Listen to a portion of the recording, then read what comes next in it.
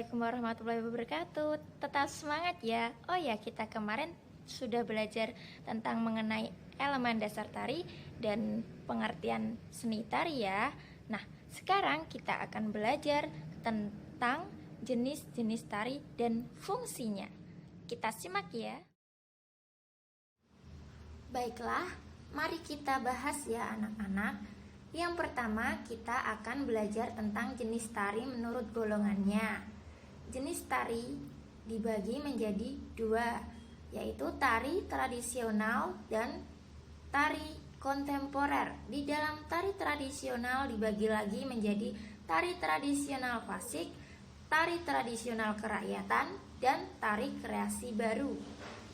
Tari tradisional sendiri dapat diartikan sebagai tari yang ada sejak zaman dahulu. Yang selanjutnya adalah tari tradisional klasik. Apa sih tari tradisional klasik itu? Tari tradisional klasik merupakan tarian yang berkembang di kalangan bangsawan istana.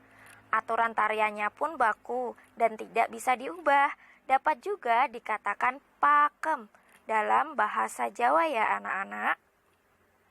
Kemudian yang kedua yaitu tari tradisional kerakyatan. Tari yang berkembang di kalangan rakyat biasa. Gerakan cenderung mudah untuk ditarikan dan seringkali dijumpai gerak pengulangan atau geraknya itu diulang-ulang. Kemudian yang ketiga adalah tari kreasi baru.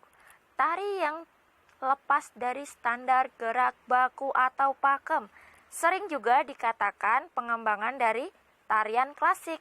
Jadi tarian ini tidak mempunyai aturan-aturan tertentu. Kemudian yang terakhir, tari menurut jenis golongannya yaitu tari kontemporer.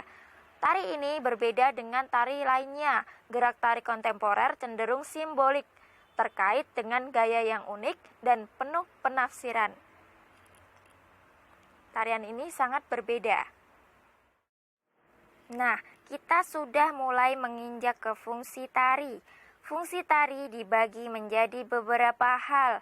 Yang pertama, tari sebagai hiburan atau tontonan. Sifatnya hanya menghibur penonton saja, dan yang menonton atau melihatnya juga merasakan terhibur. Selanjutnya, tari sebagai upacara. Dapat dikatakan demikian karena tari digunakan sebagai upacara adat atau ritual keagamaan tertentu yang menggunakan sebuah tarian. Jadi, tari digunakan dalam hal tertentu.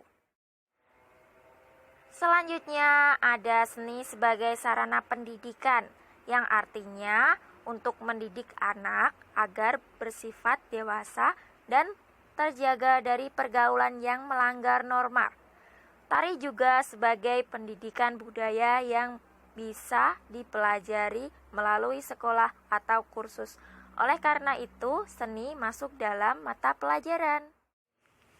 Ya, kemudian ada sebagai sarana pertunjukan. Tari sebagai objek pertunjukan yang dilihat oleh banyak khalayak masyarakat. Biasanya tari ini mempunyai sebuah alur cerita. Jadi, tari ini mempunyai cerita atau alur tertentu. Kemudian ada sebagai sarana pergaulan. Biasanya tari melibatkan beberapa orang. Maka dari itu, kegiatan tersebut bisa berfungsi sebagai sarana pergaulan. Jadi, anak-anak bisa bergaul dengan sesama teman di dalam sebuah kelompok menari. Selanjutnya ada sebagai sarana terapi atau pengobatan. Jangan salah ya kalau tari juga dapat digunakan sebagai terapi atau pengobatan. Hal ini ditunjukkan untuk yang berkebutuhan khusus seperti penyandang cacat fisik dan penyalurannya dilakukan secara langsung dan tidak langsung. Tidak hanya itu, tari juga dapat dijadikan sebagai pengobatan tertentu. Dan yang terakhir ada sebagai sarana katarsis. Mungkin kalian terdengar aneh, akan tetapi hal ini sering digunakan oleh para seniman, yang berarti pembersihan jiwa biasanya dilakukan oleh orang-orang yang mempunyai penghayatan seni tinggi seperti para seniman. Terima kasih dan tetap semangat belajarnya di rumah ya, Nak.